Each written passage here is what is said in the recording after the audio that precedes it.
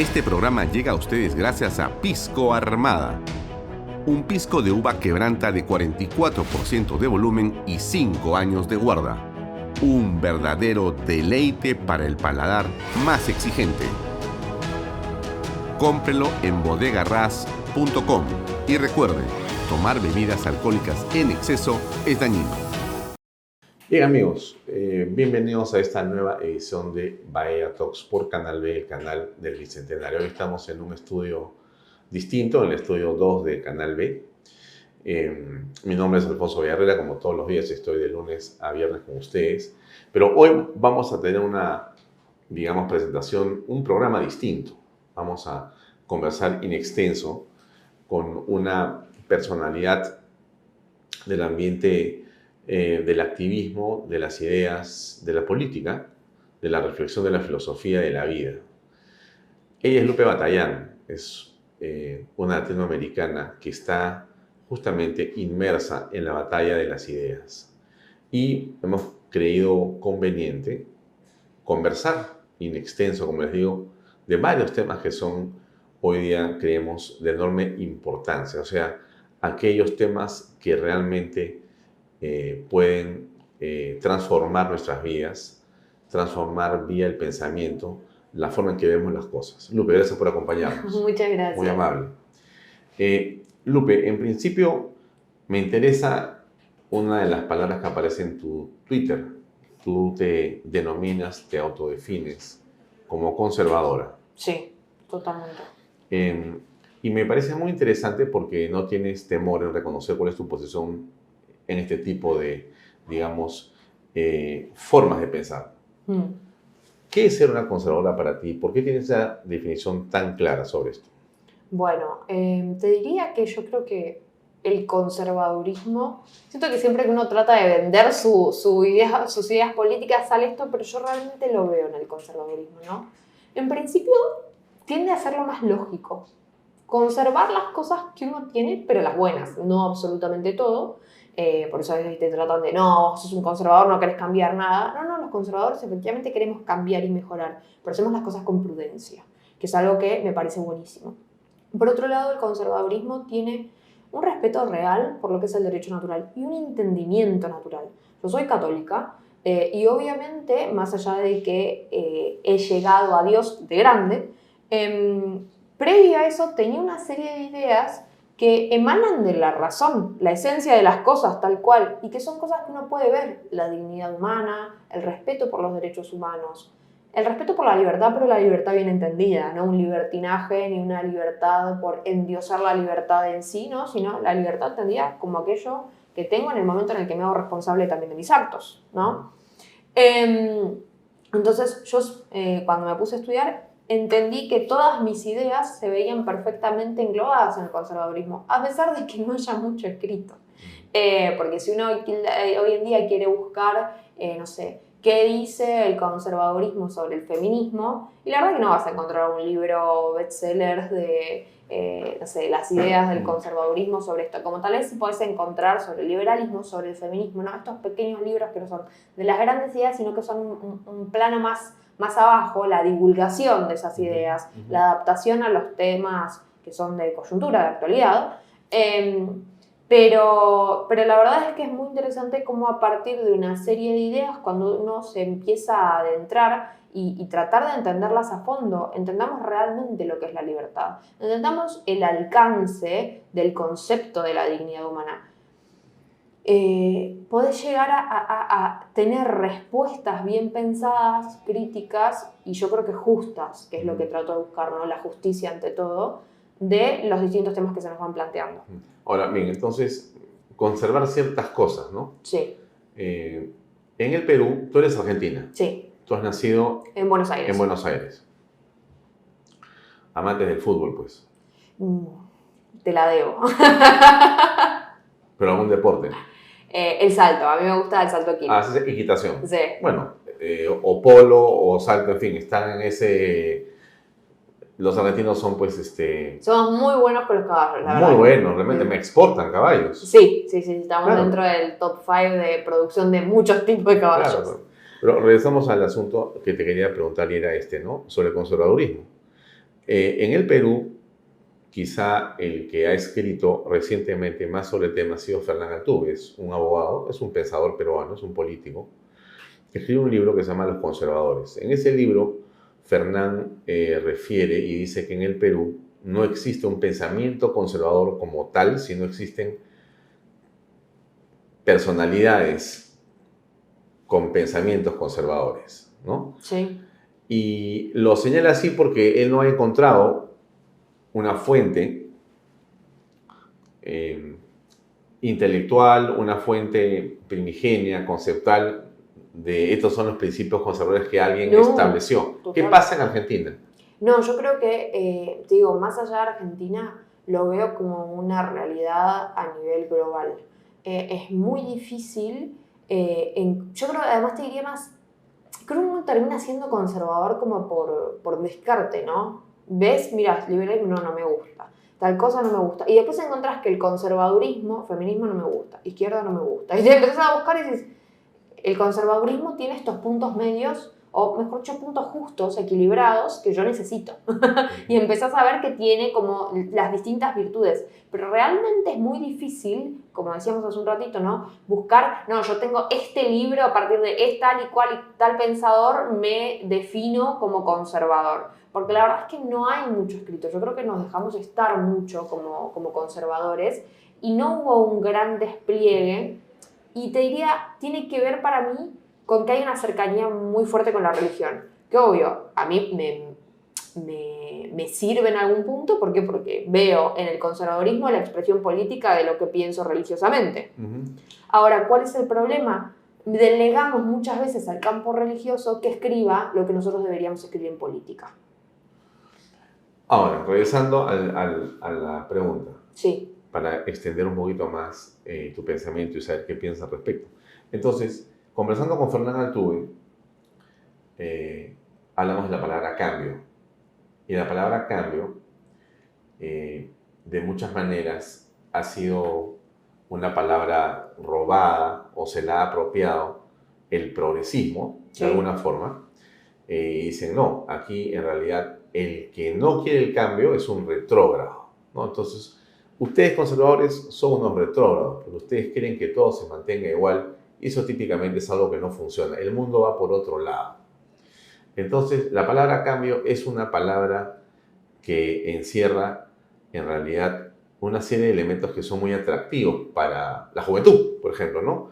Y te dicen, si tú eres joven y no estás con el cambio, realmente estás mal, ¿no es cierto? Y me ha hecho acordar este artículo, este libro de Agustín Laje sobre el tema del cambio, ¿no? Cuando él dice que hay muchas personas que creen que, por ejemplo, puedes equiparar el cambio de teléfono y te dicen, si no tienes el último teléfono, no estás bien. Entonces, el último modelo para que realmente estés con todos nosotros, ¿no es cierto? Y te sientas cool, pero sin el último modelo de teléfono estás un poco, pues, fuera de este ámbito. Y con eso, entonces, siempre te dicen el último tipo de zapatillas, el último carro, la última película, la última moda, ¿no es cierto? La última música, la última discoteca, el último restaurante, y llegamos al último pensamiento. Pues la última idea que está ahora circulando. Esa es la que vale. Y la antigua, no, pues, la antigua no es importante, lo que importa es la última idea. Y la última idea son las todas que han aparecido en los últimos 10 años de una manera muy importante. Entonces, ahí termino mi pregunta. Fernán decía, Alfonso, hay una palabra más importante que cambio. ¿Cuál es? Transformación. Entonces, el conservador sí quiere cambio, pero bajo un esquema de transformación prudente, inteligente, planificada, tomando aquello que ha funcionado y que funciona perfectamente bien y que tiene como los cimientos de los pensamientos y el pensamiento, pero ajustándolo con diferentes temas o momentos de coyuntura que hay que justamente virar o terminar de mejorar, ¿no? Entonces, la palabra transformación suena una interesante bandera, mejor que la de cambio. ¿Qué piensas? Mira, yo creo que enfoco este tema, me cierra más otra explicación. Yo creo que no necesariamente es excluyente de esto, ¿no? Pero yo creo que el progresismo enfoca la palabra, ni siquiera te diría cambio, progreso para mí es la clave, ¿no? El progreso como un medio, como un fin en sí mismo, en vez de como un medio para algo. El progreso que te marca la palabra, que hay algo y yo avanzo hacia otro lugar, por eso progreso. Tenemos una posición A y una posición B. Ahora, el progreso en sí mismo no plantea un para dónde vamos. Yo creo que el conservador está muy pendiente del para dónde vamos, a dónde quiero llegar. Entonces el cambio va a existir o no, y en la medida en la que exista, ¿no? A partir de el a dónde quiero llegar. El cambio, y ahí sí no es el progreso, ¿no? Sino el cambio para el conservador es un medio para llegar a algo. Para el progresismo, que es también el que se hace eco, ¿no? De las nuevas tecnologías, el nuevo, lo último, lo que importa no es a dónde quiero llegar, sino, como decías, ¿no? Tener lo último, cambiar, progresar. Creyendo de una falsa premisa de que lo malo es viejo, es A, y B va a ser mucho mejor. Pero no hay un claro B. ¿Hacia dónde avanzamos, no? Como diría Martin Luther King, ¿a dónde vamos? Entonces, yo creo que en ese sentido, esa explicación a mí me cuadra más. No es en sí mismo ni siquiera el transformar, sino que es, vamos a evaluar el cambio dependiendo de a dónde queremos llegar. Nosotros tenemos un horizonte muy claro. Porque más allá de que cambie la tecnología, de que cambien las sociedades, de que cambie nuestro entorno, nuestro horizonte, al estar fundamentado en el derecho natural, está tremendamente claro. ¿Quiénes somos nosotros? Los conservadores. La tecnología podrá avanzar un montón, las formas de la calidad de vida de una persona podrán avanzar un montón, pero tenemos límites claros. Ningún avance va a justificar el detrimento de la dignidad humana de las personas, por ejemplo. Cuando hablas de conservador, ¿qué conservas? ¿Qué quieres conservar? Lo bueno, lo bello y lo justo. Claro, de acuerdo, son conceptos, ¿no es cierto? Lo bueno, lo bello y lo justo. Pero ¿cómo lo aplicas cuando tienes a una persona que tiene 18 años y te dice, pero Lupe, ¿qué cosas vamos a conservar? De vuelta, cuando vos decís lo bueno, lo bello y lo justo, es todo aquello que funciona bien y todo aquello que hace a lo que somos. No lo que, digamos, y cuando digo hace a lo que somos, para mí hay un fundamental respecto de vuelta a lo que es la dignidad humana. La familia, por ejemplo. Obvio. Es un tema a conservar. Sí, totalmente. Vos lo querés hacer en temas concretos, por ejemplo. Yo quiero que sigamos conservando aquellas legislaciones que protegen a la persona en todas sus dimensiones, espiritual, económicamente, y hablo de una protección real, ¿no? Ni de paternalismo, ni de andar defendiéndole la vagancia a nadie, no hablemos de conceptos bien utilizados, no tratemos de tergiversarlos para hacerles entrar cosas que no van. Hablo de proteger a la familia como institución, clarísimo. Y en ese proteger a la familia como institución, ¿cómo se llama? Supone defender a la familia de avances del Estado y también incentivarle a la familia o empezar a responsabilizarla de cosas de las que es responsable y no se viene haciendo cargo. ¿Cuánto pasa, no? Últimamente muchos niños se crían con la televisión. Ahí tenemos una falencia importante de la familia. Que bueno, vos también puede tener que ver con el hecho de que las familias, padres y madres de familia, están tan obligados a trabajar tanto que la verdad que los chicos se terminan el tiempo libre, están tan cansados que no hay tiempo para recrear a la familia. ¿Por qué? Porque los sueldos son malos, por ejemplo, ¿no?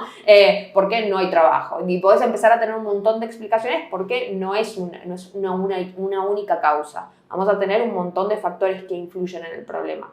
Pero, sin duda, yo creo que el conservadurismo, y acá es algo que para mí es importantísimo, no solamente se trata de una adquisición de derechos indiscriminados, sino también una adquisición importante de responsabilidades. Porque en eso yo veo que hay una falencia importante de las otras ideologías fuertes. Están aquellas como el feminismo, el progresismo, el liberalismo, que te van a hablar de los derechos, los derechos, los derechos, los derechos. O de pronto podemos tener tal vez ideologías medio totalitarias que te van a hablar de la responsabilidad, la colectivización del ser humano, y entonces el ser humano es responsable de todo en pos de un bien superior, el Estado, la historia, lo que quieras. Entonces, hablamos de la familia como un hecho que podría ser una concreción, ¿no es cierto?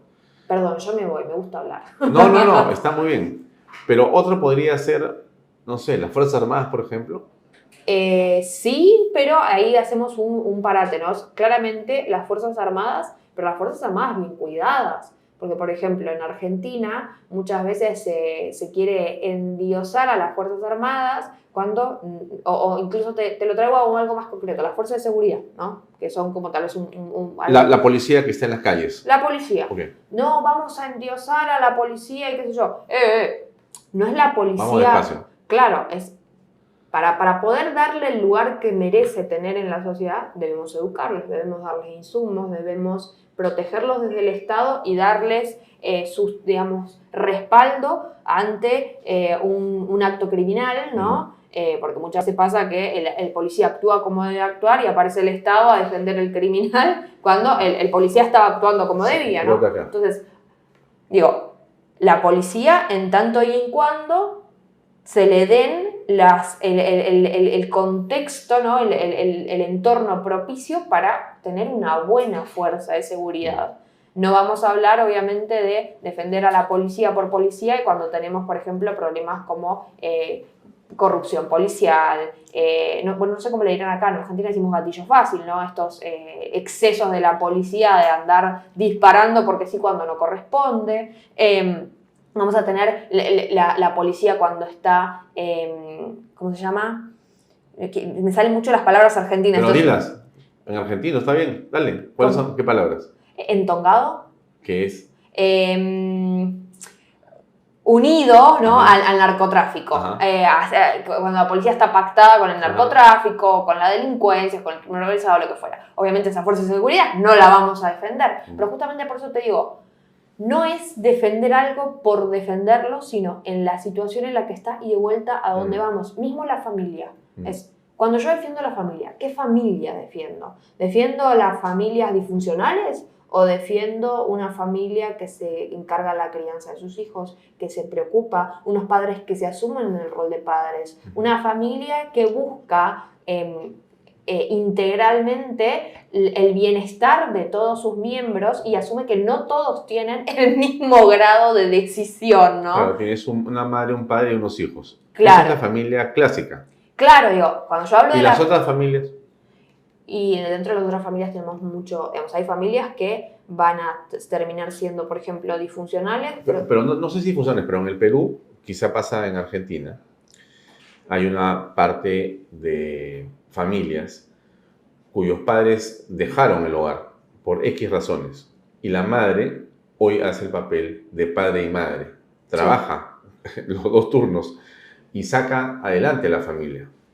No, por eso te digo, hay familias que no son como tal vez la estructurada, ¿no? La familia ideal que queremos, claro. Pero no es porque haya habido ni una persecución de los intereses personales, sino tal vez el padre ha migrado para conseguir sustento desde afuera y al día de hoy no está presente en la casa, pero porque está trabajando afuera para conseguir el sustento que acá no consigue. O uno de los padres ha muerto, ¿entendés? Digamos, esas son familias que no quedan estereotípicamente en el mamá, papá, hijitos, pero son familias donde se ha intentado darle lo mejor realmente. A ver, por ejemplo, te pongo un ejemplo, que es, igual no es juzgar, porque bueno, qué sé yo, también en definitiva el ser humano hace lo que puede, ¿no? Claro. Pero yo no estoy de acuerdo con la adopción de una sola persona, ¿no? O sea, yo no he conseguido formar pareja, bueno, decido adoptar un niño. ¿Por qué? Porque entiendo que ese niño precisa la mejor realidad que pueda, pero no es la mejor realidad que esa persona puede darle. Que con todo su amor y que no es la mejor realidad que el Estado pueda conseguirle a ese niño. Y la mejor realidad que el Estado puede conseguirle a un niño no es solamente una mamá y un papá. Es una mamá y un papá sanos, una mamá y un papá emocionalmente maduros, una mamá y un papá con la mejor economía posible, ¿no? Para que ese niño pueda desplegarse lo mejor que pueda. Pero o sea, no entiendo, o sea, que la adopción no te parece una alternativa. no, a mí la adopción me parece una alternativa. Lo que no me parece es que una persona que está sola decida adoptar porque no ha podido realizarse y tener hijos. ¿Y qué pasa con dos mujeres Mira, que deciden tener una relación personal, emocional, sentimental, y deciden ellas tener o adoptar o vía algún otro tecnología tener un niño? bueno, ya en principio no estoy a favor de las cuestiones tecnológicas para tener un niño, sea una pareja homosexual o una pareja heterosexual. Porque, y de hecho la iglesia es bastante concreta sobre esto, todo lo que es fertilización in vitro y demás, ¿no? Y los tratamientos de fertilidad tenés que agarrar con pinzas, cuáles no son lesivos de la dignidad de los padres y de los hijos. Pero volviendo al tema que me preguntabas, la adopción homoparental, mira, yo socialmente no lo he estudiado lo suficiente el tema como para poder darte datos y decirte no, tal estudio, no sé qué. Religiosamente obviamente no estoy a favor. Ya.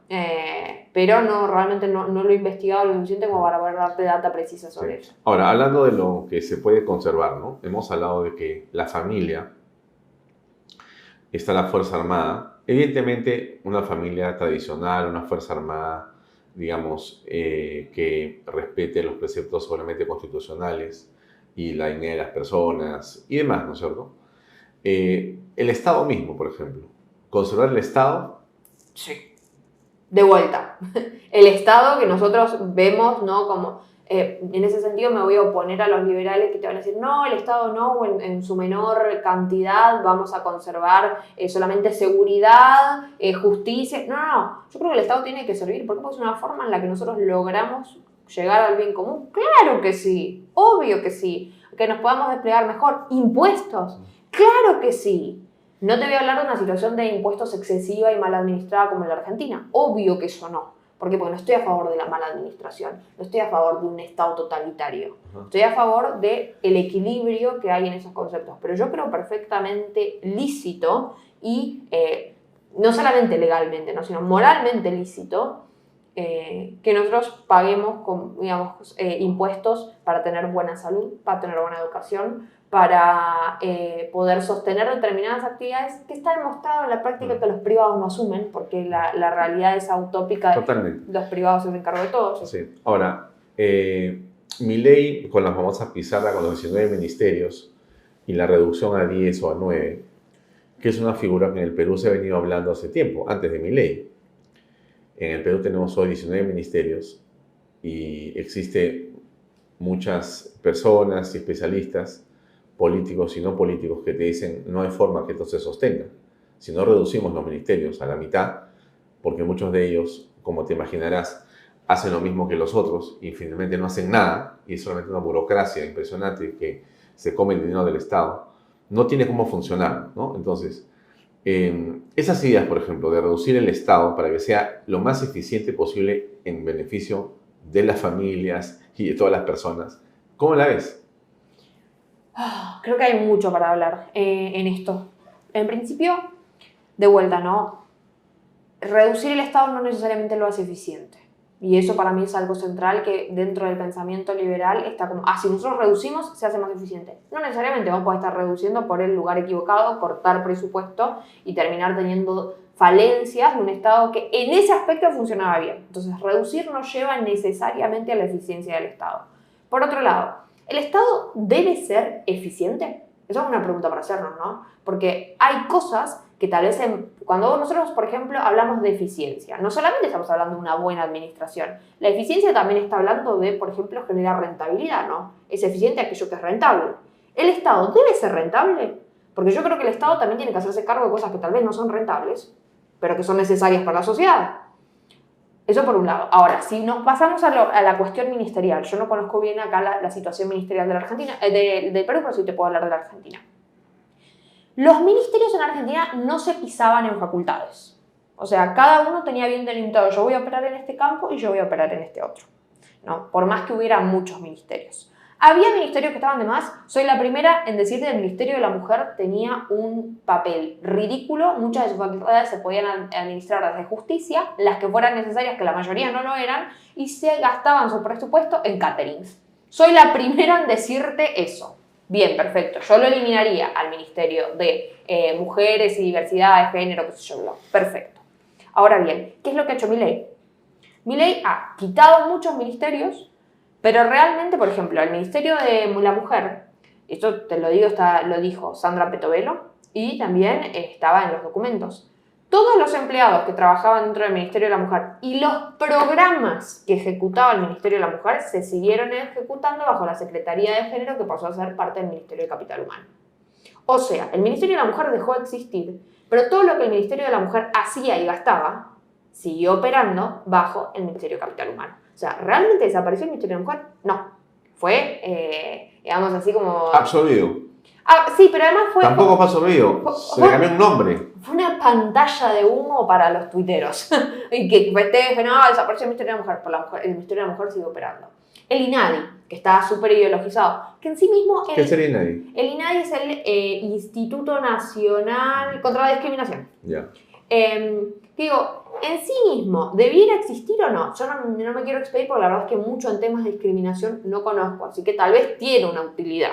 Ahora, el problema fundamental del INADI en los últimos años no viene siendo que el INADI exista o no exista, viene siendo el nivel de ideologización que tiene el INADI y cómo se aplican las políticas. Ahora bien, hace poco, o sea, es noticia, Milei elimina el INADI. No eliminó el INADI, el INADI fue absorbido por justicia. Igual que en el caso de la mujer. Y las cosas se siguen haciendo. Entonces, es decir, aquellas cosas con las que yo estaba batallando siguen existiendo. Con lo cual, eliminar por eliminar, ¿sirve o no sirve? No lo sé. Lo que sí te puedo decir es que se habló un montón sobre la efectividad, qué sé yo, recortamos un montón de cosas dentro del capital humano y bueno, creo que salud ahora también fue absorbido por el capital humano. Todavía no me estoy habituando a los nuevos ministerios que tenemos y no tenemos, porque desaparecieron un montón. Pero un montón de facultades de salud que nosotros teníamos fueron recortadas, ¿no? Hoy, por ejemplo, y además con los aumentos y demás, para que te des una idea, educación, no se aumentó el presupuesto. El drama en Argentina hoy en campos de educación es que la Argentina tiene parado el presupuesto. Desde que asumió Milei el costo de vida aumentó por lo menos 3 veces, ¿no? En lo que yo antes iba al supermercado y por 20.000 pesos compraba una serie de productos que hoy, primera marca, muchos, qué sé yo, hoy esa compra mensual a mí me sale 60.000 pesos, 70.000 pesos, cuidando las marcas. O sea, hubo un ajuste, ¿no? Y eso que yo trabajo para afuera, no gano en pesos argentinos, con lo cual es un tema importante. Al argentino promedio, que encima tiene pisados los sueldos, lo afectó muchísimo más. Pero como te decía, el drama argentino viene a ser que nosotros tenemos una inflación constante, pero además ha aumentado muchísimo el costo de vida, por ejemplo. Y todo se encareció muchísimo, casi 3 o 4 veces. En este contexto, las paritarias docentes están pisadas, no hay negociación de sueldos de los docentes, y Milei determinó que el presupuesto para las universidades públicas va a ser exactamente en el 2024 el mismo que al inicio del 2023. O sea, le está recortando el dinero fuerte, ¿no?, a las universidades públicas. Nosotros en Argentina tenemos muy buena educación, incluso a nivel regional nuestra educación pública es muy buena, con la excusa de la ideologización y qué sé yo, que es verso, porque yo he estudiado universidad pública, secundario público, y fíjense, acá estoy debatiendo las ideas del progresismo. Me parece que no votaste por Milei. No voté por Milei. Pero te cierro esta última idea. Ponemos una serie de excusas de cosas que hay que recortar. Ahora, hace 4 días fue noticia que el gobierno de Milei invirtió 827 millones de pesos en insumos para la humanización de niños. Milei en su DNU primario, ese que fue polemiquísimo porque modificaba más de 300 leyes, agregó el término persona gestante en leyes donde no existían. Entonces decís, no, bueno, el recortar por la eficiencia, sin embargo las políticas de género las seguimos implementando. Él tiene compromisos internacionales de trabajar en pos del cambio climático. Entonces, evidentemente, recortar necesita... O sea, ¿te parece que Milei es un hombre de la Agenda 2030? No tanto. No, recontra. Milei es progresista. De hecho, Milei era del Foro Económico Mundial. Y no me digan, no, bueno, pero se salió, no sé qué, Hay estratos políticos donde no entra cualquiera. No entra cualquiera el Foro Económico Mundial. Revisan muy bien quién entra y después no se sale cualquiera.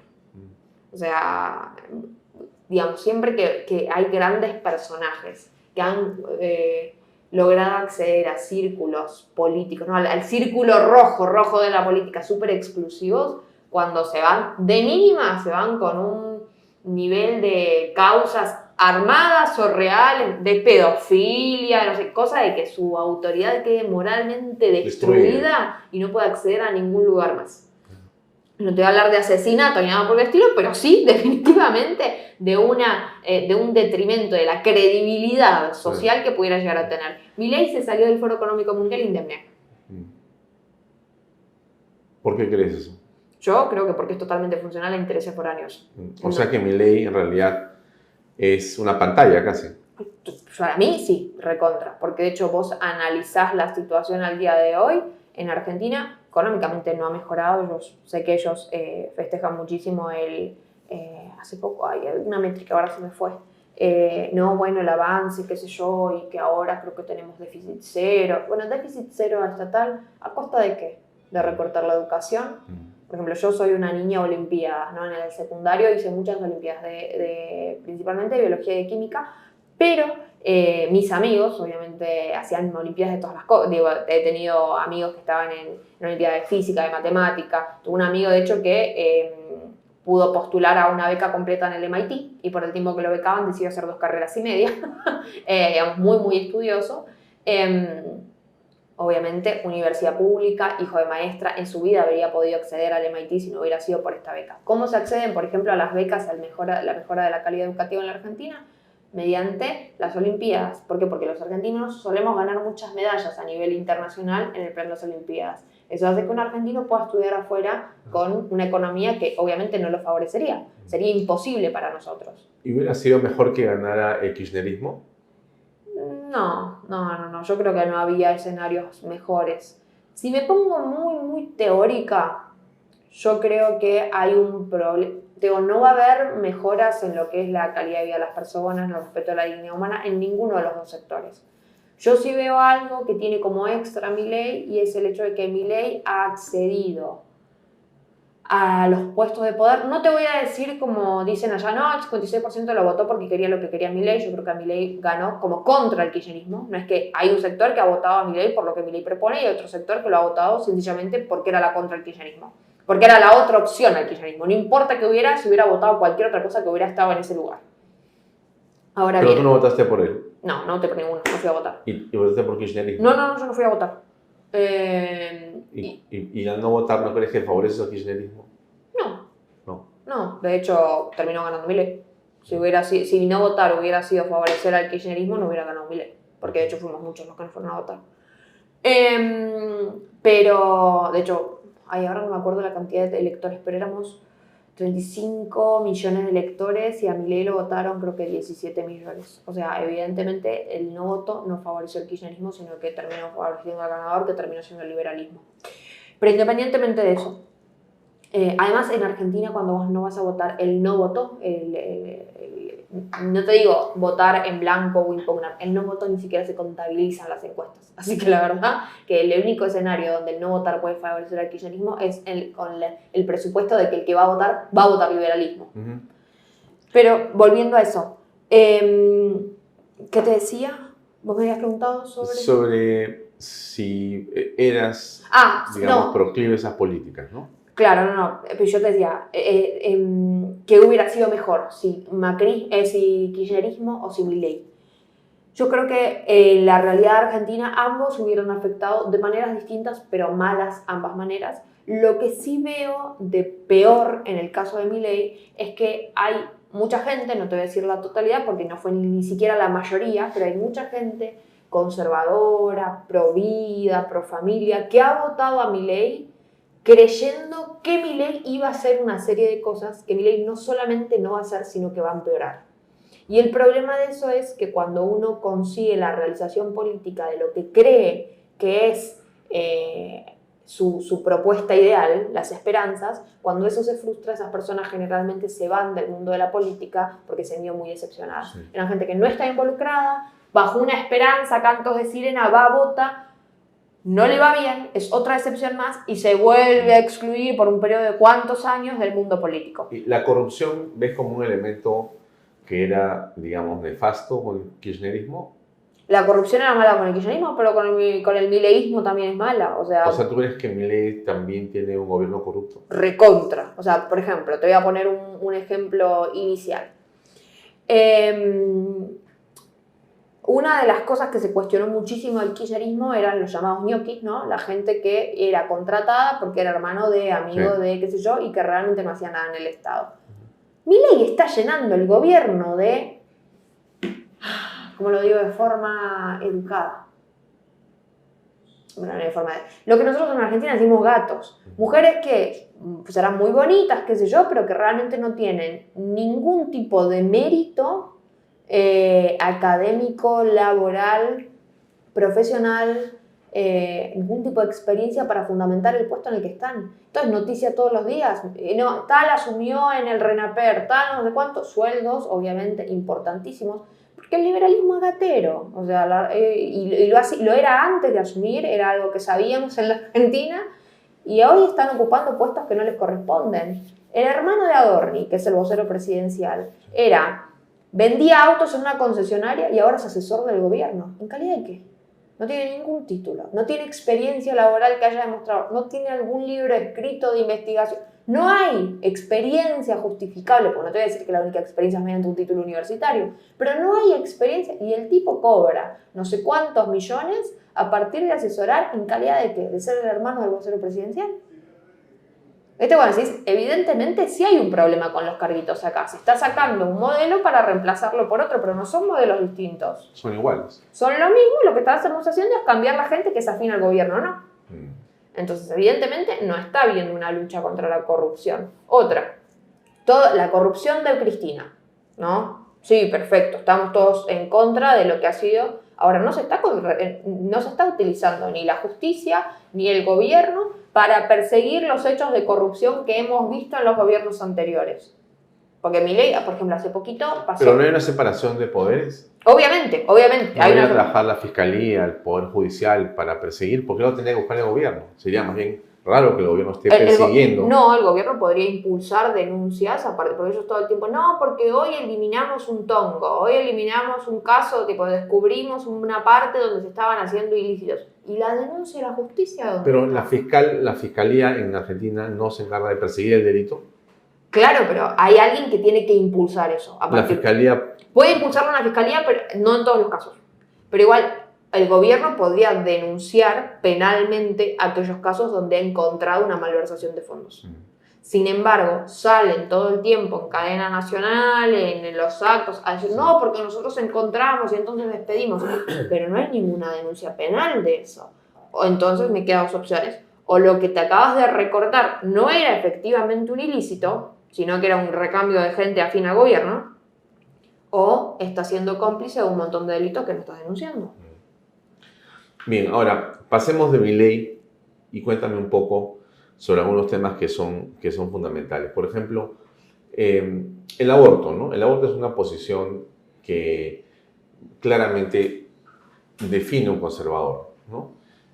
Porque hay también en el Perú y en el mundo pensamientos que hablan ahora más que nunca sobre que una mujer embarazada en realidad es dueña de su cuerpo y ese niño que está en su vientre en realidad no es una vida, sino es parte de ella. Ella puede decidir sobre esa vida cuando quiera, ¿no? Lo puede extraer, lo puede desaparecer y en realidad no existe ningún tipo de consecuencia, ¿no? Sino lo que importa es su decisión. Eso es una cuestión de libertad de ella, ¿no? De propiedad de ella prácticamente.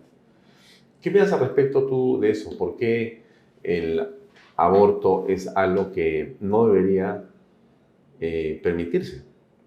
Bueno, de vuelta, ¿no? Para mí la dignidad de las personas es algo innegociable y cuando vos estás abortando, estás matando una vida que de hecho existe. O sea, la biología es muy explícita, tajante realmente, con respecto a que desde el momento de la fecundación hay un embrión de la especie humana que es un ser humano, incluso en el momento cero, en estado unicelular, pero ya es un individuo de la especie humana, con lo cual estamos hablando de lo que jurídicamente conocemos como persona, o sea, no hay personas, mejor dicho, no hay individuos de la especie humana que no sean personas.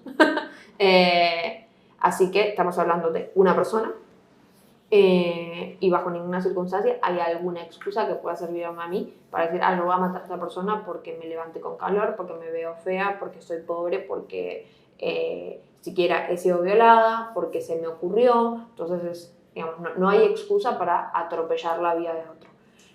Hacerle una violación, por ejemplo, ¿no? La violación de un padrastro, por ejemplo, ¿no? Sí. Que produce el embarazo de su hijastra, ¿no? Un hombre mayor que embaraza a una niña menor de edad. A ver, yo creo que ahí hay dos situaciones a contemplar. Por un lado tenemos el acto de la violación, que bajo ninguna circunstancia está fundamentado, es un acto terrible y hay que perseguir a las personas que estén involucradas, que estén encubriendo al violador, y hay que además rescatar a esa niña o mujer, ¿no?, que ha sido vulnerada, y que además, cuando estamos hablando de un embarazo en contexto de violación, estamos hablando de violaciones reiteradas. O sea, la mayoría, el 99,9999% de los casos de embarazo en contexto de violación son en contexto de violación reiterada. ¿Por qué? Porque primero empecemos con, la mujer no es fértil todos los días. Ese es el primer caso. La mujer es fértil solamente en un periodo de 48 horas, que podemos hacer una ventanita un poco más grande con el tema de cuánto sobrevive el espermatozoide en el tracto femenino, 72 horas más. Bueno, listo, ¿qué tenés? 5 días. O sea, para que en un contexto casual, una mujer resulte embarazada, tiene que estar justo en etapa fértil. No tiene que haber el espermatozoide superado todos los mecanismos propios del estrés que le produce el contexto de la violación a la mujer para sobrevivir. La mujer está hormonalmente al palo, ¿no? Cortisol, estrés, qué sé yo. Entonces eso dificulta más una concepción viable. Tiene que además en la violación el hombre haber eyaculado dentro de la mujer, porque podría no haberlo hecho perfectamente, pues también están aquellos violadores que se cuidan de dejar algún rastro. Obviamente un espermatozoide del semen es un rastro químico, ¿no? Genético, que permite después rastrear y evidenciar el delito. Además de eso, la mujer tiene que luego no haber recibido ningún tipo de asistencia médica. Más allá de mi posición respecto a la pastilla del día de después, la realidad es que está legalizada y que al día de hoy, cuando una mujer es violada ocasionalmente, podemos decir, en la vía pública, pues es una cuestión que pasa una vez y técnicamente no vuelve a pasar, ¿no? O sea, la agarra un hombre, la viola, qué sé yo, la mujer, ¿qué es lo primero que va a hacer? Acaba de sufrir un acto de violencia que no tiene naturalizado. Va a ir a una fiscalía, va a denunciar el problema y además va a ir al sistema sanitario y va a recibir tratamiento por todo tipo de lesión que haya podido tener durante la agresión, pero además sobre, digamos, el kit de emergencia, que son los antirretrovirales por si ha llegado, no sé, por una posible infección por HIV o lo que fuera, y además la pastilla del día después. O sea, tendría que haber superado todas esas cosas para recién ahí quedar embarazada. Ahora, en el contexto de la violación en el ámbito, podemos decir, intrafamiliar, pero incluso lo podemos extender a mujeres que han sido abusadas por un amigo, digamos que es mucho más difícil y que es un abuso reiterado, ¿no? Tenemos la mujer, primero, al ser muchas violaciones, la posibilidad de que la mujer esté fértil son muchas más. Por otro lado, al tener un abuso reiterado tenemos también un pacto de silencio. Esta mujer está siendo abusada y nadie se está enterando de que esta mujer está siendo abusada. Porque hay mecanismos muchísimo más complejos. Digamos, no es solamente la violencia física, te agarré y te violé. Hay manipulación, hay engaños, hay coerción, o sea, hay muchísima, hay coacción también, ¿no? Hay muchísimas formas de hacer que esa mujer no revele lo que está pasando.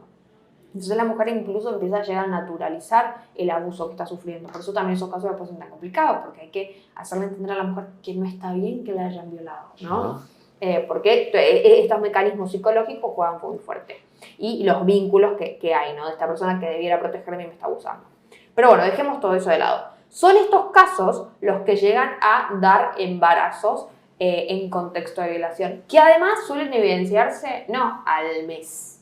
Estos embarazos suelen saltar cuando ya están avanzados, porque por las mujeres ha naturalizado esto. probablemente por la situación de estrés ni siquiera esté teniendo una menstruación, que es generalmente lo que viene si que hay un embarazo, ¿no? O sea, la mujer dice, che, hace dos meses, un mes que no me indispongo, Ya. seguramente... Estoy embarazada. Claro. Entonces acá cuando empezamos a notar los embarazos, sobre todo cuando hablamos de niñas que tal vez ni siquiera han tenido su primera menstruación, cuando el embarazo es evidente, cuando salta a la vista. Entonces, ¿qué estamos hablando? Un tercer trimestre. ¿Por qué? Porque el tercer trimestre es el aumento de tamaño. Ahí es cuando se evidencia que hay un bebé. Entonces estamos hablando en general o fines del segundo trimestre o tercer trimestre. Estamos hablando de embarazos avanzados. Ahora bien, vamos a lo que es la evidencia científica sobre el contexto de violación, los abortos en contexto de violación.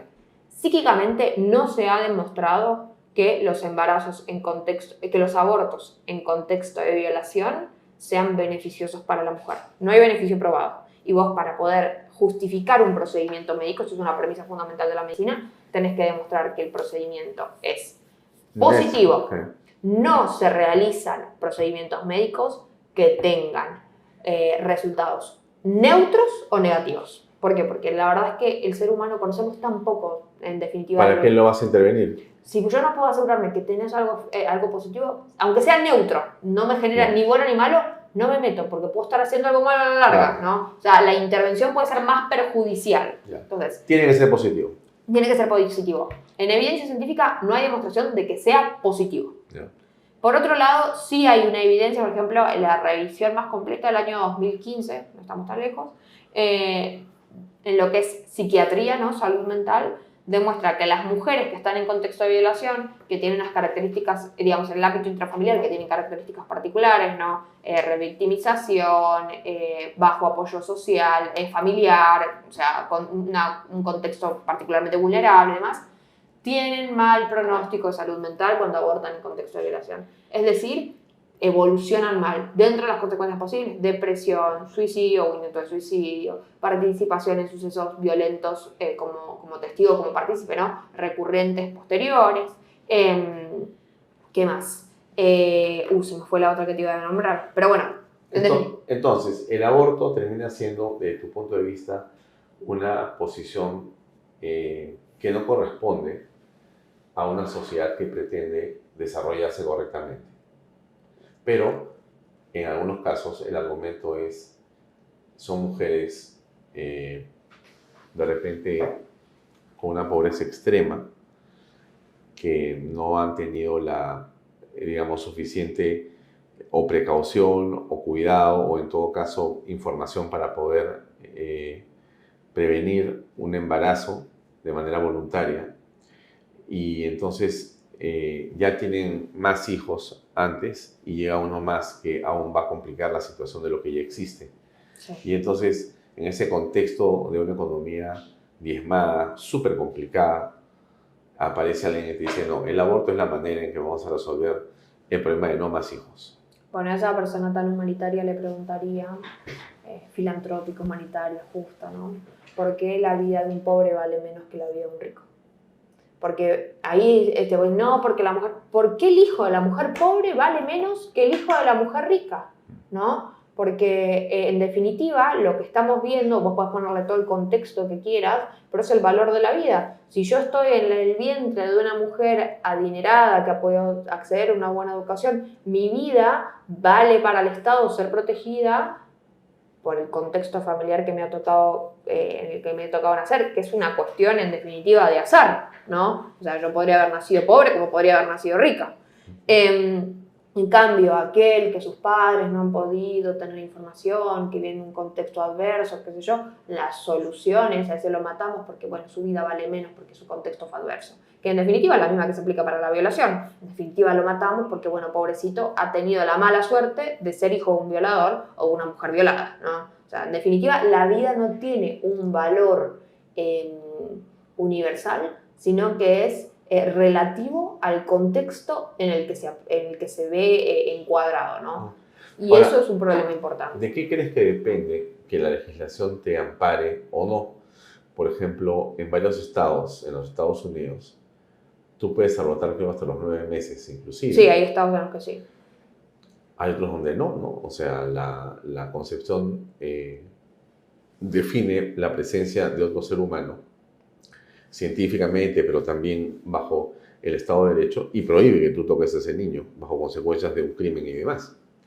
Y entonces, ¿por qué crees tú que, digamos, nuevamente, ¿no? Nos encontramos frente a un Estado en que una parte te dice, ningún problema, tú en este lugar, en esta circunscripción, a los 9 meses, tú puedes hacerte un aborto y no te va a pasar absolutamente nada. El Estado te da la asistencia, te lo paga inclusive, te hace la terapia para que quede el tema resuelto. Pero si cruzas en un avión 20 minutos al otro estado, allá vas a terminar en la cárcel. ¿Cómo explicas esto? Bueno, porque el tema de la legislación, aunque me encantaría decir que tiene que ver con una cuestión de buscar el bien, ¿no? Buscar realmente lo justo dentro del derecho o la coherencia, la lógica, tiene que ver con una cuestión política. La legislación se termina rigiendo por lo que la política dice que sí o dice que no. Así es. Ahora bien, ¿cuál es el problema de esto? Y es que hay que tener en cuenta que existen intereses políticos con respecto del aborto. No es una cuestión de salud pública, no es una cuestión de reivindicación de los derechos de las mujeres. El aborto es una política de control de la natalidad.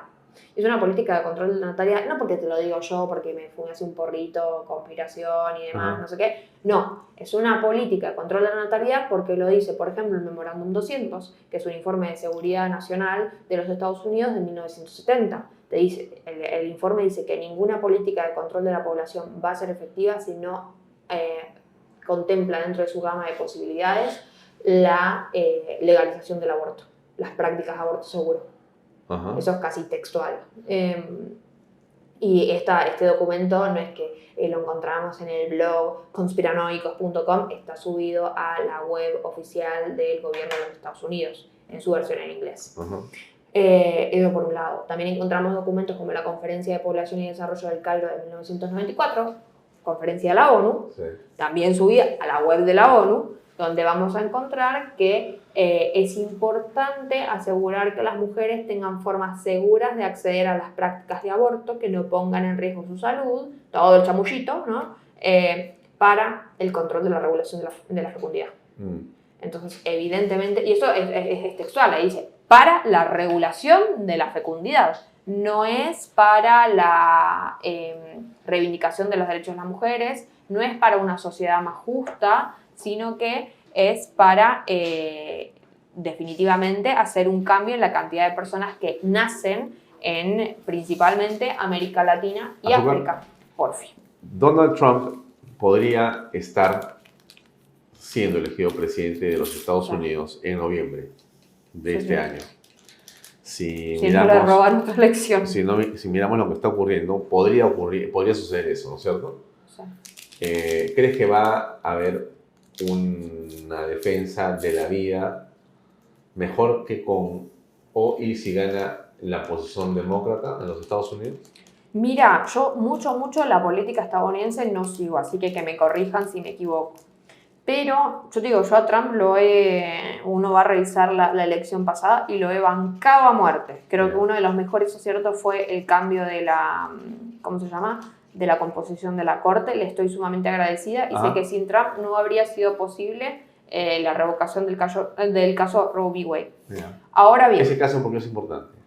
Porque tumba el fallo Roe v. Wade, que era el que fundamentaba vía Corte Suprema la legalización del aborto en los Estados Unidos. Entonces, sin Roe v. Wade, lo que empieza a pasar es que depende del Estado si el aborto es legal o no es legal.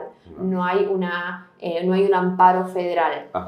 Y eso permitió que muchos estados pudieran ser tremendamente restrictivos con sus legislaciones de aborto. Si bien no tenemos, creo que un estado que en los Estados Unidos al día de hoy prohíba el aborto 100%, hay que tener en cuenta que hay un problema importante y es que Estados Unidos viene de una legislación de 50 años de aborto legal. Hay una conciencia social de que el aborto es un derecho humano. Entonces, revertir eso es mucho más difícil. Entonces, hay que hacer un proceso de reeducación de la población importante y las restricciones no se pueden dar a todo o nada, sino que sean generalmente más restrictivas hasta lograr la prohibición total. Entonces, Trump podría si podría defender más la vida, sí o no, Y hay algunas declaraciones que ha tenido Trump que a mí me conflictúan un poco, tengo que serte honesta. Por un lado, él en una entrevista hace un par de meses dijo que en el caso de que él ganara, el aborto volvería a asegurarse en su legislación. Entonces, eso dices, ¿qué pasó acá? ¿No?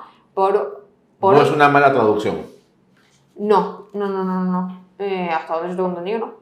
Que no quiere decir volver el aborto tipo hasta los 9 meses o qué sé yo, pero según lo que se da a entender en la entrevista es que algún grado de aborto habría. El aborto terapéutico es aquel en el que, bueno, los médicos deciden, bueno, o la madre o el niño, pero o se van los dos.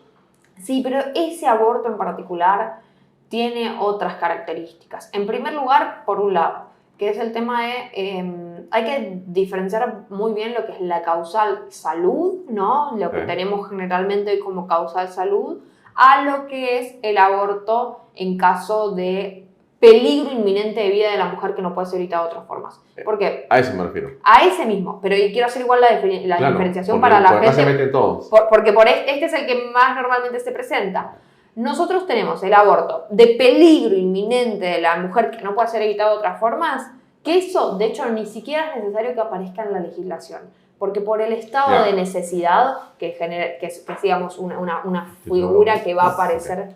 Ay, perdón, me las consumí. No problema. El estado de necesidad es el que justifica que en ese caso, como en tantos otros, yo pueda acceder a un aborto.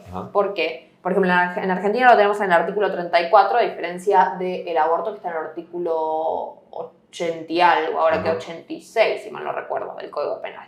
El estado de necesidad es el que figura teóricamente lo siguiente, ¿no? Por ejemplo, vamos a poner el ejercicio de derecho de la facultad. Si yo estoy en una balsa, ¿no? En el medio de la nada, estamos vos y yo en la balsa, y solamente uno puede sobrevivir por el peso de la balsa, qué sé yo. Yo te mato para salvarme yo. En el momento en el que vuelvo al continente, a mí no se me va a aplicar ninguna pena por el estado de necesidad. ¿Por qué? Porque el derecho es una exigencia mínima, ¿no? De conductas que se les hace a los seres humanos en general. Para poder tener una convivencia pacífica, para lograr una sociedad mejor, bla, bla. El derecho no te va a exigir ante ninguna circunstancia que vos cometas actos heroicos. ¿Qué es un acto heroico? Que yo me muera para que vos puedas vivir. Viceversa, si vos en la balsa me hubieras matado a mí para poder sobrevivir, porque está demostrado que ninguno de los dos podíamos vivir juntos, o sea, era uno o el otro, no te digo, yo entregué mi vida. Si yo entregué mi vida, acto heroico, perfecto, para que vos vivas. Ahora, si yo te mato para yo poder vivir, te tiro de la balsa, chao, listo, que yo vuelvo.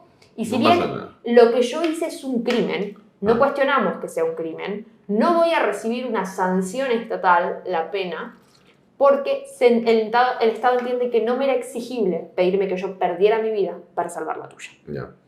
En ese mismo, digamos, así como vamos a englobar una circunstancia muy importante de actos dentro del mundo jurídico, que van a obtener su disculpa de la pena por el estado de necesidad, el aborto, en caso de peligro inminente de la vida de la mujer que no pueda ser evitado de otras formas, se encausa dentro del estado de necesidad. Eso es lo que pasa en las legislaciones como por ejemplo El Salvador, que no contempla ninguna causal de no punibilidad del aborto. Pero esos casos de aborto, en ese contexto en el cual corre peligro la vida de la mujer, van por estado de necesidad y la mujer no tiene pena. O sea, no existe un país donde la mujer que tiene un embarazo ectópico no pueda abortar. Obviamente. Sí, acá le llamamos aborto terapéutico.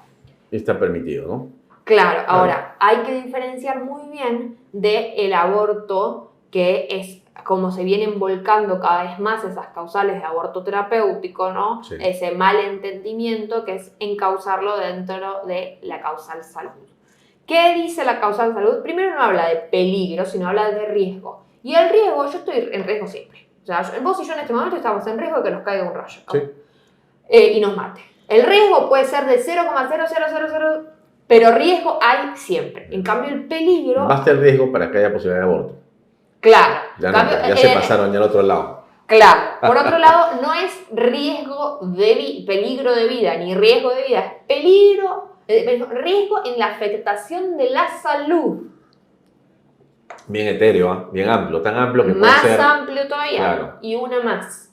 la salud ya no se concibe como una afectación concreta en la salud física o psíquica, sino que abrimos el espectro a la salud, como lo entiende la Organización Mundial de la Salud, salud física, psíquica o social.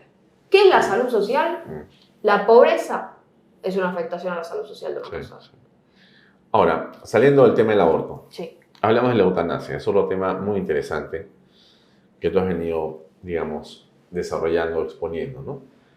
En el peor del caso de una señora, de una mujer, como muchos, pero no muy conocido, que tiene una enfermedad y que terminal y que ya está en cama, postrada, y que, bueno, ella quiere que por favor le apliquen los medicamentos adecuados para poder morir. Ella quiere morir. Y entendería que todos están de acuerdo en que muera. O sea, la gente que está cercana a ella familiarmente y ha decidido que no quiere seguir viviendo como lo está haciendo ahora. Y se produce esta situación en la que no está pues legislado que ella pueda ser alguien que tome esa decisión, ¿no? O sea, esta eutanasia, esta muerte piadosa, no existe. Y alguien dice, no, pero deberían dejarla, si es el derecho de ella, no le hace daño a nadie. ¿Por qué no puede el Estado, haciendo cumplir una decisión de ella, dado que no tiene cómo sanarse y solamente va degradando o involucionando, por qué no puede más bien detener ese tema? Bueno, vos fíjate que hay algo muy curioso y muy interesante en la pregunta que me formulás, porque en principio está planteada tal cual los defensores de la eutanasia hablan sobre este tema. En primer lugar, hay que tener en cuenta cuando vos mencionas, por ejemplo, la muerte por piedad, ¿no? Y si nosotros nos vamos a revisar la historia, y eso es importante, revisar la historia porque nos dice mucho sobre, las cosas que podemos... Siempre que uno va a estudiar historia te dicen, ¿para qué es importante la historia? Para no repetir los errores del pasado y para poder mejorar. Totalmente. Bien, bueno, en 1949 el primer país en legalizar la eutanasia es la Alemania nazi. No es en el 2002 los Países Bajos como bien uno encuentra en Google en una búsqueda rápida. En 1939 Alemania nazi legaliza la eutanasia forzada, principalmente para niños con discapacidad, personas con pacientes psiquiátricos y ancianos. Y el término que se le da a la práctica es la Gnadenton. Bueno, ahí me van a perdonar las personas que sepan alemán, ¿no? Porque, bueno, no, yo no sé y mi pronunciación seguramente sea mala, pero esto significa, cuando lo traducimos, muerte misericordiosa o muerte por piedad. O sea, no es ingenua la utilización de palabras. Fíjate que hay una utilización de la emocionalidad para encubrir una práctica que es, en efecto, mala. Ahora bien, otra cosa importante que vos mencionabas era el tema de esto es lo que quiero, no afecto a nadie y lo que se remarca de todo esto es la voluntariedad de la práctica. Yo lo decidí. Quiero la muerte, no estoy molestando a nadie.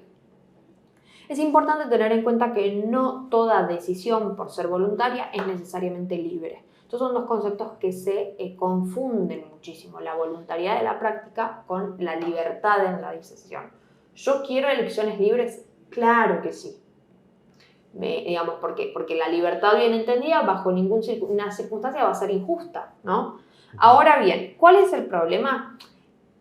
Que una persona no es libre cuando está coaccionada por la pobreza para tomar una decisión. Una persona no es libre cuando está condicionada porque se siente una carga para su familia.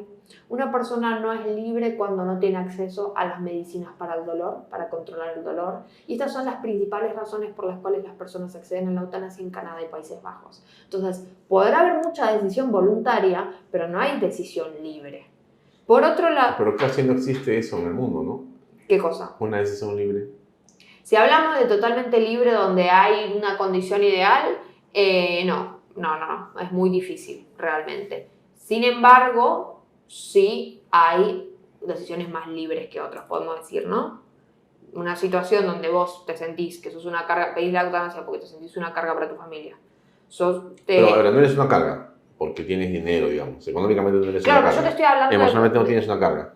En el caso que yo te comentaba, terminal tu enfermedad y cada vez estás peor. Entonces vas a morir, de todas maneras. ¿Por qué continuar? Es el argumento que te dicen, ¿no? ¿Por qué continuar Si yo voy a morir dentro de un año, más o menos 2, bueno, ponme la hora de una vez y ya. O sea, no hay nada que hacer. Dame 2 segundos y contesto esto, antes vamos a hacer una salvedad. Ya. Las razones que yo te esbocé son las razones mayoritarias por las cuales las personas piden la eutanasia en Canadá y Países Bajos. Correcto. Salvo pobreza, que es el 3% en Canadá, una economía del primer mundo. Así que, ¿qué nos queda? A Perú, la Argentina, el resto de Latinoamérica, ¿no? O sea, si en Canadá se pide 3% por pobreza, pero digo, esas son, en la realidad, las razones por las que las personas piden la eutanasia.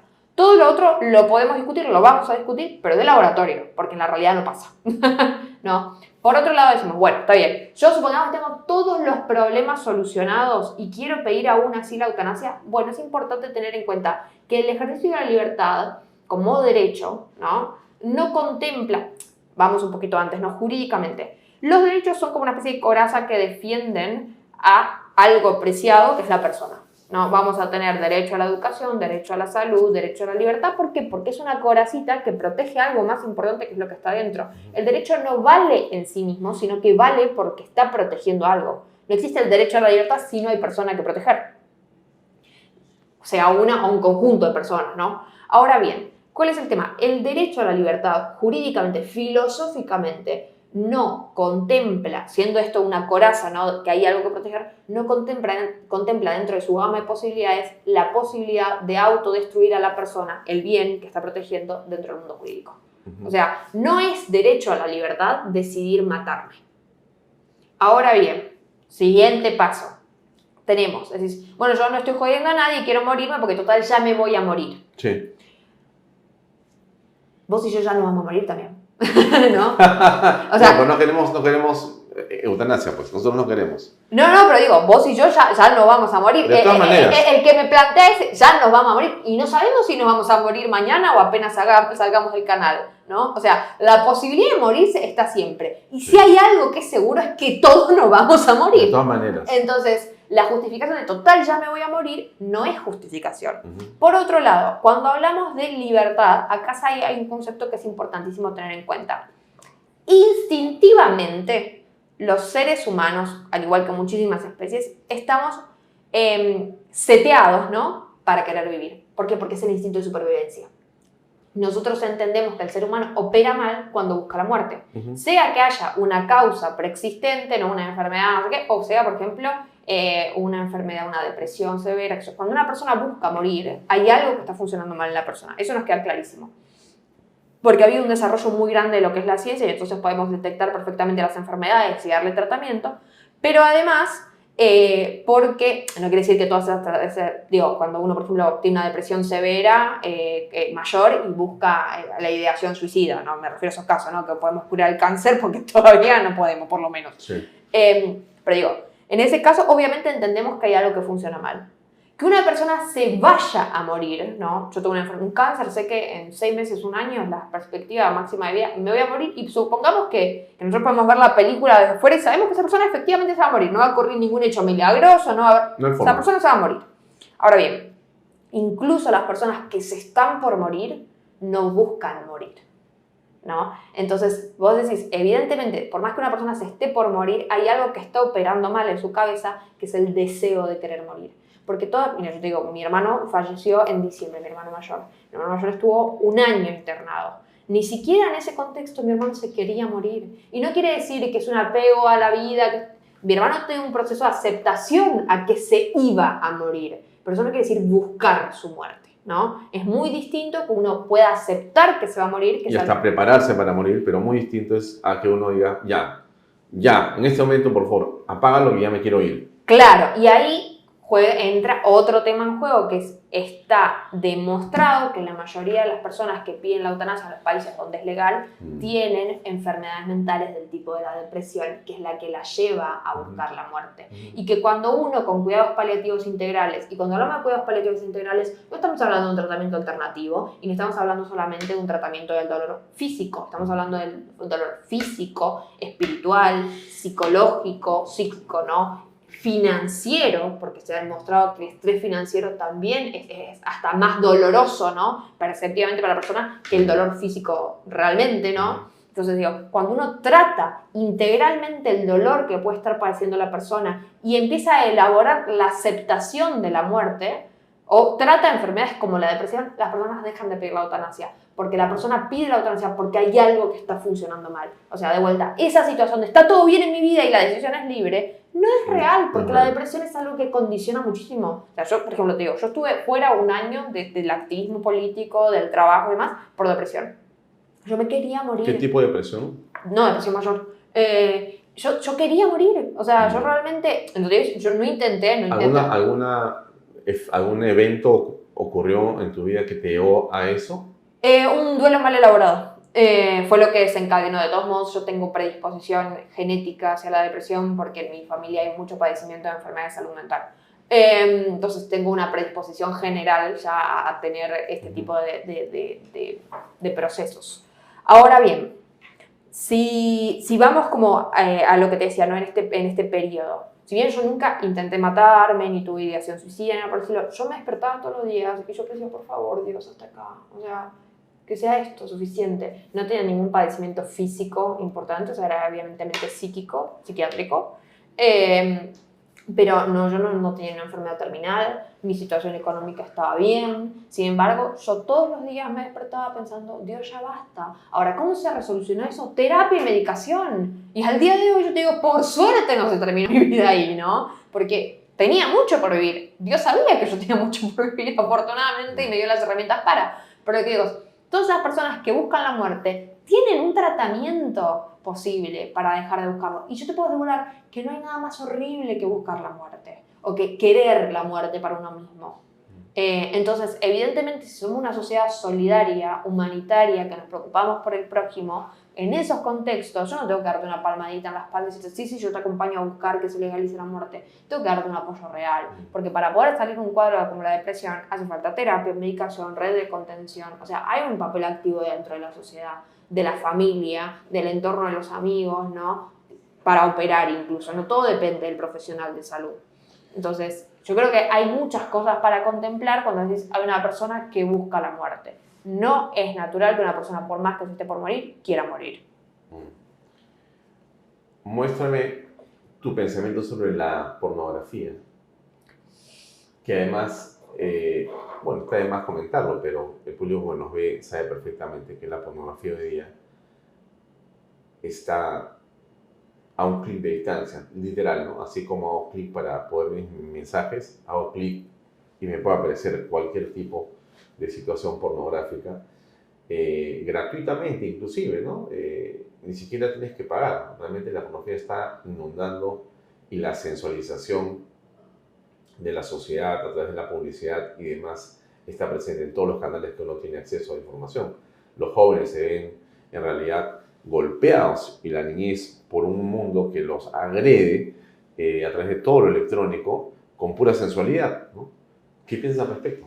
Bueno, para mí el tema de la pornografía es un problema muy grande del cual no somos del todo conscientes. Y yo, por ejemplo, te cuento, cuando yo empecé, yo ahora estoy por publicar un libro sobre pornografía y prostitución. Cuando yo empecé a investigar el tema fue porque me empecé a topar una serie de testimonios en el contexto, creo que era de No Porn November, que es una campaña que se hace sobre todo en los Estados Unidos, donde cada vez toman más fuerza los movimientos anti-pornografía, ¿no?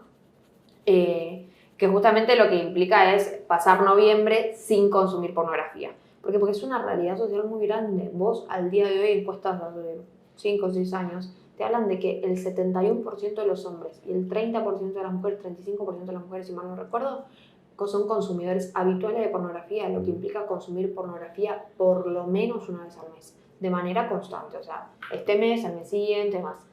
71%, 7 de cada 10. No te estoy hablando de personas que se hayan topado en algún contexto con la pornografía. Yo creo que todos, vos, ¿Te refieres a una voluntad de mirar o conectarme con un tema pornográfico? Claro, es distinto de toparme. Una constancia, un hábito te estoy hablando. O sea, cuando estamos hablando de consumo, estamos hablando de un hábito, ¿no? O sea, La gente que como hace deporte ve pornografía. Claro, o sea, va a tener gente para vivir no puedo vivir si no va pornografía. Vos vas a ver personas que hacen deporte 2 veces por día y vas a ver personas que lo hacen 1 vez por semana o cada 15. Sí, juegan fulbito el fin de semana. Claro, pero estamos hablando de un hábito. O sea, 71% de los hombres y 35% de las mujeres.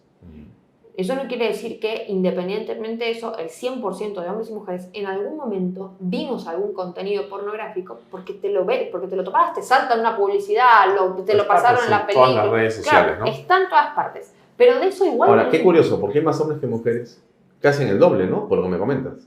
Sí, ¿No? no, el hombre está fuertemente mucho más afectado.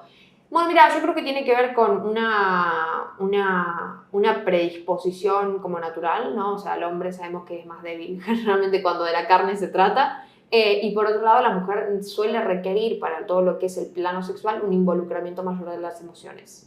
Entonces, claro, pero el hombre lo que ve es a mujeres pues desnudas, ¿no? O sea, también hay un tema de homosexualismo, seguramente hay, pero me parecería que habría más mujeres, o sea, hay un mercado pues, de mujeres que se ofrecen para poder verse, pues, ¿no? Para que la puedas ver, ¿no? Seguro, porque la pornografía no es más ni menos que otra forma de prostitución. Claro, ¿no? además es histórica como la prostitución.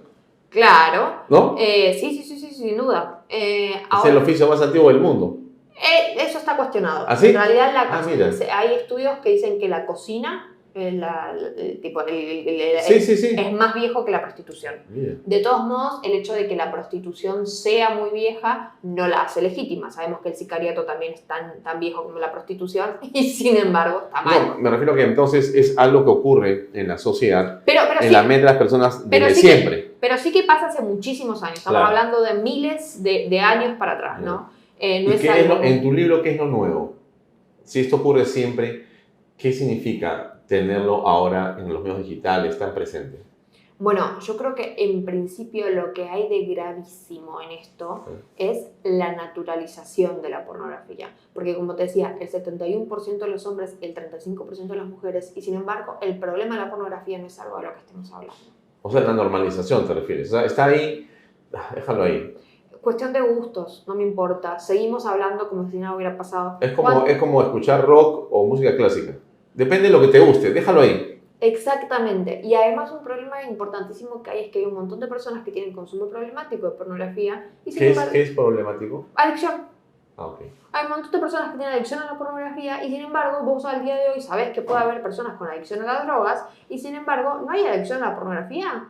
O sea, si vos sabés que todas las mañanas una persona se levanta y se hace una línea de cocaína, evidentemente tiene un problema de adicciones. Ahora, socialmente una persona puede levantarse todas las mañanas, consumir pornografía todos los días y no tiene un consumo problemático.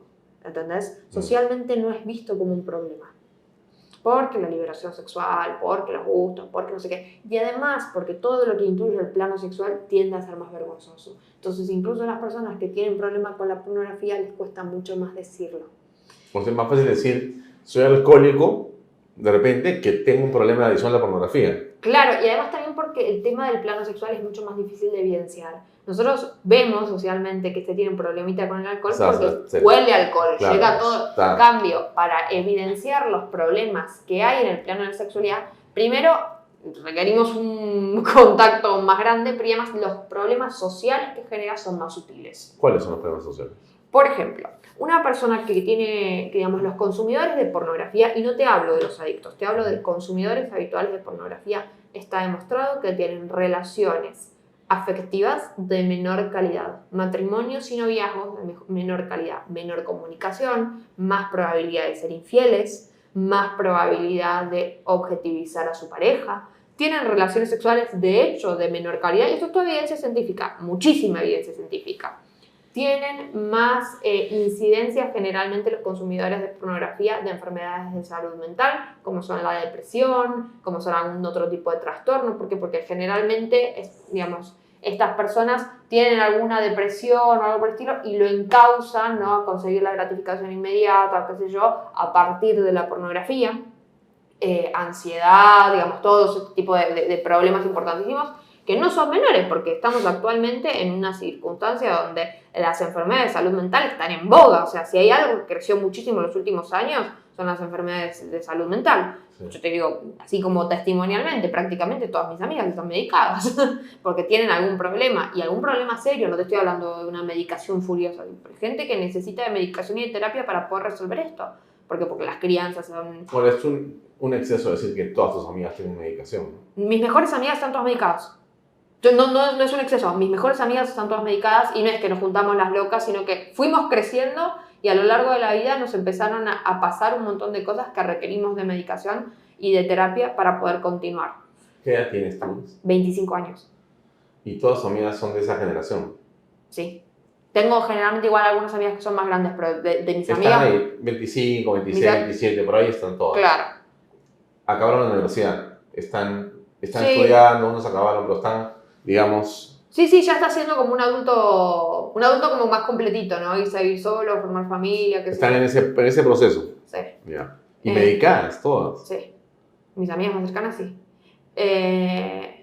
Y de vuelta te digo, no es que yo fui y dije, vamos a buscar a las locas, no sé qué, realmente nos fue pasando y yo creo que fui la última en caer en la medicación, pero son, o sea, realmente ¿Y la medicación las ha ayudado? ¿Ha resuelto el tema? ¿O por lo menos lo está controlando? Sí.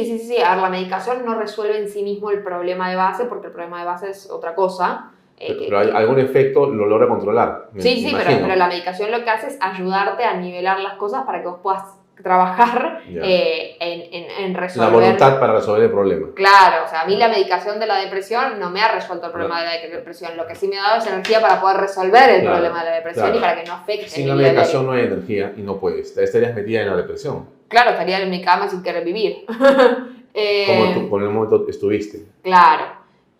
Ahora bien, digo, el tema de las enfermedades de salud mental actualmente es un problema muy serio con el tema de los aparatos electrónicos, las redes sociales, la falta de las crianzas, el problema del conectar unos a otros. O sea, realmente no es que es si bien hay de pronto una patologización muy grande de las cosas, ¿no? Que también... Pero tú sabes que a mí me produce cierta curiosidad el hecho de que estamos en un piso 8 acá, en este edificio tiene como 20 pisos. Y me pasan varios ascensores, ¿no? Donde la gente entra todas las mañanas o en las tardes, hora de almuerzo, y todos entran y lo primero que hacen es coger su celular y lo miran, ¿no? Entonces, yo ya no cojo mi celular, simplemente entro y observo, ¿no? Y entonces me da risa cómo las personas como que tratan o evitan la socialización directa y el pretexto es el celular, ¿no? Estoy ocupado viendo algo acá, entonces... Se refiere un poco a lo que estás señalando tú, ¿no? Vivimos una, no sé si se llama conectividad o inconectividad, no sé cómo decirle exactamente el término, a partir de los temas electrónicos. Hay una hiperconectividad, pero una falta de conexión real. La gente no se comunica, increíble. Y tú tienes gente que se ve todos los días en un ascensor y no sabe que existe a otra persona. Puedes pasarte un año y nunca lo saludaste, pero subes con él en el ascensor y te bajas y lo encuentras en el comedor y todo el mundo está metido acá hasta cuando almuerza. Pero Dios mío, ¿qué momento te tienes para que, ¿no? En las propias familias, por lo menos la mía, trato de que cuando vamos a almorzar o desayunar o cenar, no les pido a todos que dejen y apaguen el teléfono, ¿no? Porque vamos a conversar, pues aunque sea esta hora que vamos a estar juntos. Porque a veces también, un ratito, y pum, todo el mundo comienza a mirar sus mensajes. Que es importante hacerlo también, no niego, ¿no? Pero qué complicado también, ¿no? Totalmente. ¿No, Lupe? Totalmente. Como la realidad es la realidad. No podemos nosotros decir, no, vamos, o sea, deja el teléfono ahí, no va a pasar nada. No, sí va a pasar. En esta conversación que hemos tenido, sin celulares, debes tener por lo menos 50 mensajes que han llegado a tu teléfono. Y cuando salgas esta entrevista tienes que mirar todo lo que ha pasado ahí. Y en el taxi a tu hotel vas a estar mirando y resolviendo problemas. O sea, no es en vano que estás mirando lo que ocurre con tu celular. Sí. Pero es parte del tema, pues, ¿no? Sí, sin duda. De hecho, vos fíjate que el tema de la hiperconectividad a nosotros nos ha llevado muchos problemas. Por un lado tenés el estar conectado y, bueno, este fenómeno de los influencers y demás, ¿no? Ya el ser humano en sí mismo es un poquito como susceptible a esto de los estándares a los cuales no puede llegar. Pero tenemos una sociedad de consumo tremenda, que también se ha utilizado Internet. Vos estás en Instagram y cada 3, 4 historias que ves te aparece una publicidad de algo que comprar. Y las historias están vinculadas a publicidad, indirectamente. Claro. Entonces, cuanto más infeliz yo te haga, más fácil te puedo vender cosas. Sí. Y ahí te empezó a generar 2 millones de inseguridades. Que el peso, que la edad, que las arrugas, que la alimentación, todo. ¿No? Además, hay un exceso, estamos sobreinformados. Sí. Y es negativo eso en algún punto. Ahora, para resolver, nos quedan unos minutos, ¿no? Y como conclusión, mira, hemos hablado del conservadurismo, la política argentina, un poco lo que pasa. Bueno, el aborto, la eutanasia, la pornografía. Pero yo te diría, ¿cómo? Y ahí termina la conversación, ¿no? Y te pido conclusión. ¿Cómo puede hacer una persona que ve esta entrevista, que tiene hijos de repente, o que no tiene hijos, mejor sea alguien de tu edad, 25 años, 26 años, y dice, diablos, pero después todo lo que he escuchado realmente me aterró hasta de ir a la calle, porque estamos llenos de toda esta invasión, ¿no? De conceptos, de ideas, de políticas diversas, de intereses, y entran también por el celular. Bueno, ¿cómo logras avanzar con una familia sin que esto se desmorone? Bueno, yo creo que justo recién no conectando. Hay mucha información, pero hay poca formación. No, o sea, realmente creo que padre de familia, adolescente, joven, para la vida y demás, lo que hay que hacer es formarnos realmente en las cosas para poder procesar toda esa información, discernir qué quiero, qué no quiero, qué es bueno, qué es malo, dónde me lleva esto, ¿no? Poder hacer un análisis crítico de todo esto a lo que estamos expuestos. Porque está fantástico, vos me podés decir, sí, la pornografía está mal, qué sé yo, pero la realidad es que vos tenés anuncios pornográficos en la calle, música que es pornográfica, y no me puedo meter en un tupper y no salir y cuidar a mi familia. Pero si yo tengo formación, puedo hacer un consumo crítico de todo eso. Y puedo pasar por la calle, ver esas cosas, tener charlas con mis hijos y explicarles que eso está mal, no porque está mal y mamá lo dice y papá lo dice y es así, o la religión lo dijo. Te puedo dar razones, te puedo dar números para mostrarte efectivamente que eso está mal porque te hace mal, porque le hace mal a otro, ¿no? Totalmente. Entonces, yo creo que es primordial la formación. Por eso también me dedico a lo que me dedico. Yo no me dedico a hacer política, no me dedico a asesorar a hacer política en un partido político, ¿no? No me dedico a asesorar no sé, a un diputado, a un senador, a lo que fuera. No me dedico a dar noticias. Para mí lo más importante de todo, por eso te voy a hacer, es la formación. Por eso me dedico a investigar, ¿no? Ojo, no quiere decir que todos los otros trabajos son igual de importantes, pero eso es lo que a mí si me preguntas, y yo te voy a decir la formación, ¿no? Entonces creo que va por ese lado. Muy bien. Lupe, te agradezco mucho por tu tiempo y tu paciencia para esta conversación tan extensa. Gracias. Gracias a vos. Amigos, eso es todo por nos despedimos. Gracias y buenas noches. Este programa llega a ustedes gracias a Pisco Armada. Un pisco de uva quebranta de 44% de volumen y 5 años de guarda. Un verdadero deleite para el paladar más exigente. Cómprelo en bodegarras.com y recuerde, tomar bebidas alcohólicas en exceso es dañino.